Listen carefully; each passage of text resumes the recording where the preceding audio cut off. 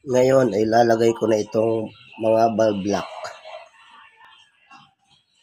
spring at saka spring retainer cap. Ito yung kanyang valve lock. Yan.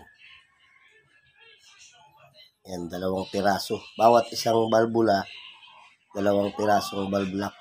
Maliliit. So yan ang ilalagay natin sa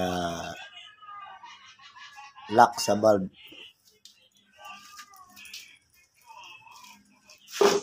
Ang paglagay niyan ay hindi ako gagamit ng valve lifter. Sa halip, itong plastic. Simple lang. Ganito yan. Lalagay ko na itong retainer cap.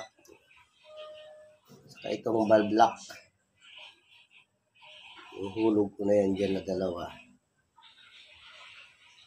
Ibabaw ng retainer cap. Tapos, lalagyan ko ng plastic sa ibabaw. Yan. Saka ididiinan ko nitong tubo. Yan o. Dito sa ibabaw ng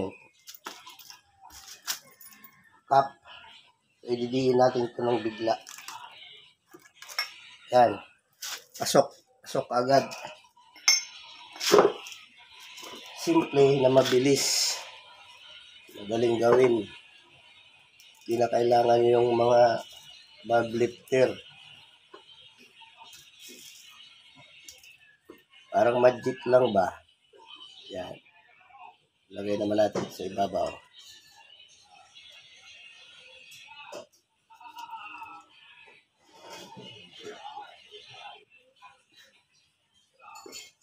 Tapos plastic ulit. Sabay diin.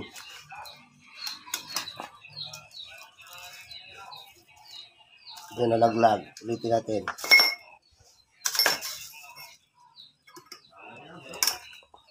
Ipit yung next.